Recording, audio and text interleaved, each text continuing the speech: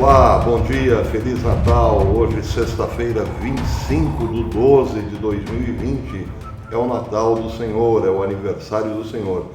E por conta disso, gostaria de trazer nesse momento uma mensagem de Natal para os amigos. Mas, confesso, depois de ter lido dois textos que foram publicados hoje em língua inglesa, por sites completamente diferentes, percebi que não tinha nada melhor para falar aos amigos do que um comentário a respeito desses dois textos bem distantes um do outro em termos de publicação, mas muito próximos em termos de abordagem. Um dos textos, publicado no American Thinker, diz o seguinte, prestem atenção: os novos juízes da Suprema Corte devem estar cientes de que nossa Constituição, a Constituição dos Estados Unidos, está sob ataque não apenas dos anarquistas, mas também de vários políticos e da mídia. A liberdade de expressão, o direito de possuir uma arma e os direitos de propriedade estão sendo todos atacados. E, em um grau fundamental, nosso direito à vida, à liberdade e à busca da felicidade estão sendo cada vez mais negados. Tem havido violência extrema em várias de nossas principais cidades, que não encontra resistência simbólica, sequer simbólica, de seus governadores e prefeitos. Vidas já foram perdidas. Além disso, o motim destruiu vários negócios, destruindo assim propriedades e negando a liberdade e a busca da felicidade para esses proprietários de negócios. Bem, este é só o primeiro parágrafo de um texto publicado no American Thinker, intitulado O que pensam os novos juízes da SCOTUS, a Suprema Corte norte-americana. O texto é assinado por Mario Horn. Eu ficarei apenas no primeiro parágrafo, que coincide com o primeiro parágrafo de outro texto publicado. Esse foi publicado ontem, mas também em língua inglesa, no LifeSite, como opinião do canal, do site. Diz o seguinte, começa dizendo o seguinte: durante este ano de ataque massivo aos direitos humanos fundamentais, de liberdade de movimento, liberdade de reunião e liberdade de opinião e restrições ao culto público inimagináveis até mesmo durante o tempo do Terceiro Reich, como disse o arcebispo Athanasius Schneider, houve, no entanto, muitas bênçãos e graças em meio à escuridão. Bem, aqui os dois textos acabam se separando, mas até o final do primeiro parágrafo do segundo texto, a concordância. Sim, foi um ano terrível para a liberdade, foi um ano terrível para a Igreja Católica, foi um ano terrível para outras denominações religiosas, enfim, foi um ano em que as liberdades, sobretudo, foram suprimidas em quase todos os lugares do mundo. Bem, no segundo texto, há uma mensagem de esperança, contudo, no final do primeiro parágrafo. Houve, no entanto, muitas bênçãos e graças em meio à escuridão. Que bênçãos e graças seriam essas, segundo o LifeSite? O texto segue dizendo: o ano foi, se não outra coisa, um ano de clareza. Sabemos pelo menos já sabemos agora quem chamará o governo linha dura de sua cidade, de seu estado ou de seu país, para denunciar pessoas que se reúnem para atividades não essenciais, como tênis ou simplesmente caminhar no parque. Sim, já sabemos quem faz o serviço de censor na maior parte desses casos. Os nossos próprios vizinhos, amigos, parentes e assim por diante. Sabemos também em quais amigos podemos confiar conforme a escuridão se espalha e a liberdade se torna uma memória distante. Além disso, e talvez o mais importante, isso é para os católicos especialmente, sabemos em quais padres podemos confiar e quais não.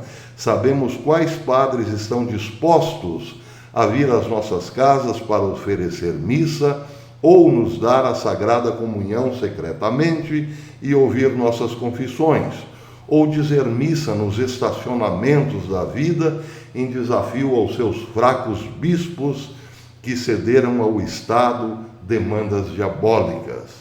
Agora sabemos também quais bispos abandonaram a fé e até foram além do que o governo pedia em termos de fechamento de igreja aos fiéis, aparentemente por causa do Covidão.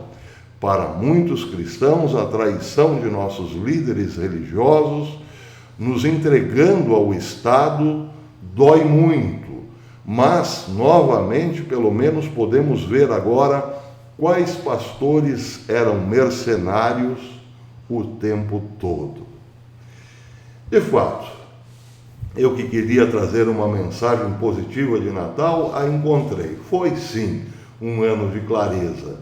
E nesta parte, sobretudo, o texto é perfeito. Hoje, todo mundo sabe quem é quem, ou alguém duvida. Vejam, por exemplo, o nosso caso aqui, especificamente brasileiro. Nós sabemos muito bem quem está do lado do nosso presidente e quem não está.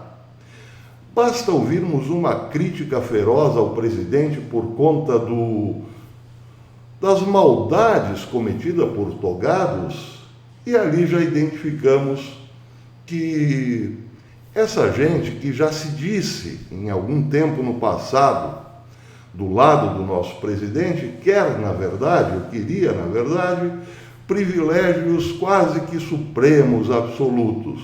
Como não vieram, pensando nos seus próprios umbigos, acabaram se voltando contra o presidente. Foi um ano de clareza, porque não fosse este ano de clareza, ainda acreditaríamos, por exemplo, que certos canais que se diziam de direita eram sagrados.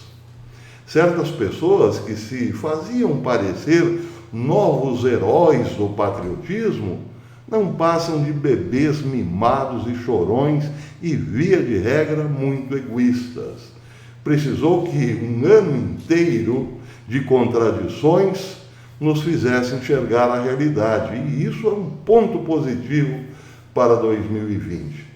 Mas agora, falando especificamente em termos de catolicismo, nós sabemos muito bem hoje distinguir a falsa igreja da verdadeira.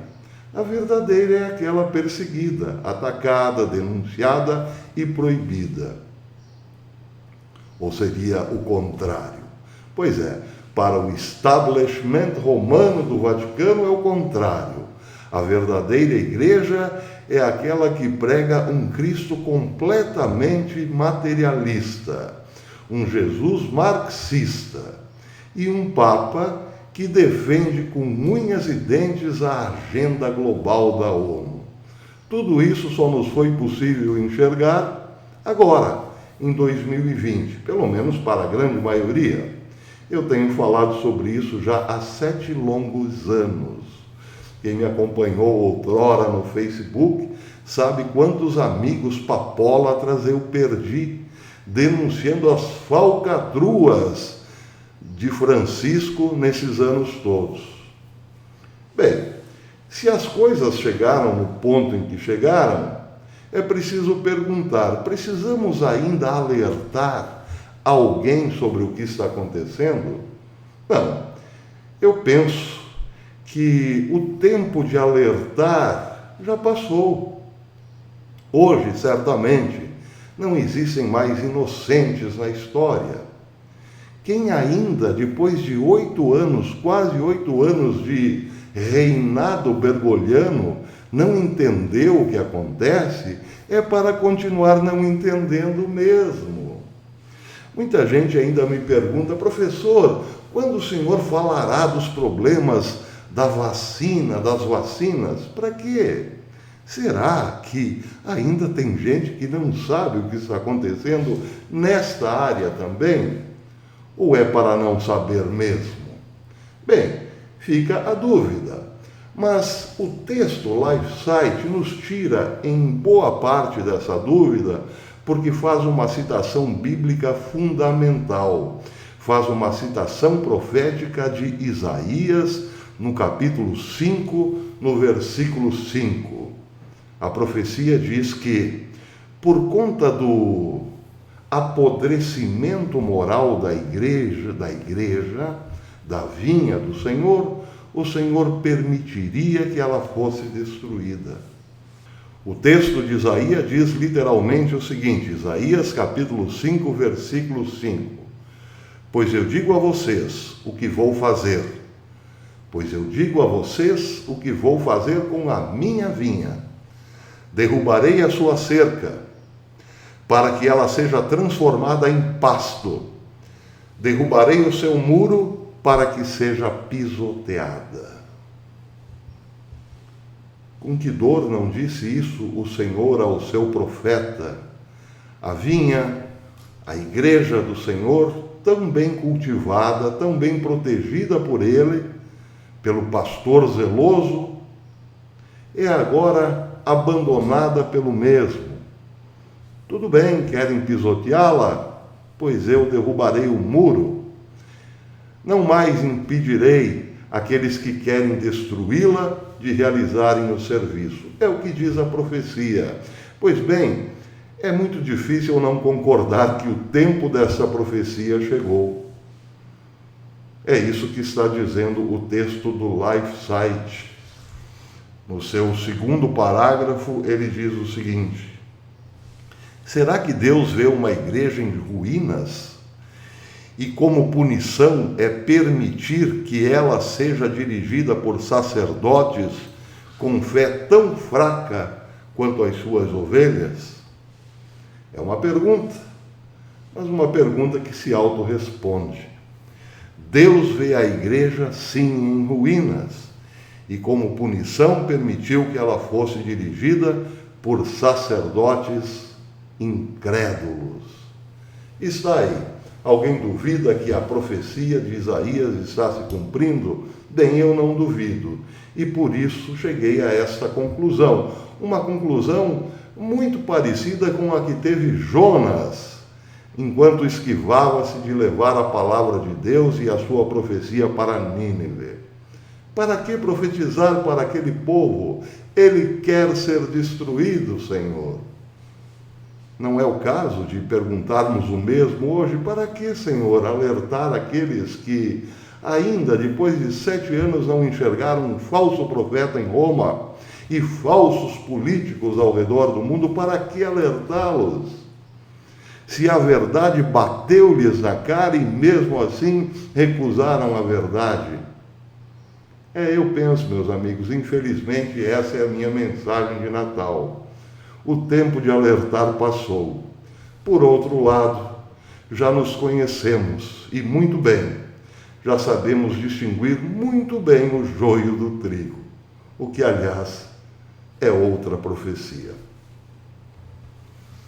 Fiquem com Deus, um santo e abençoado Natal e até amanhã, se Deus quiser.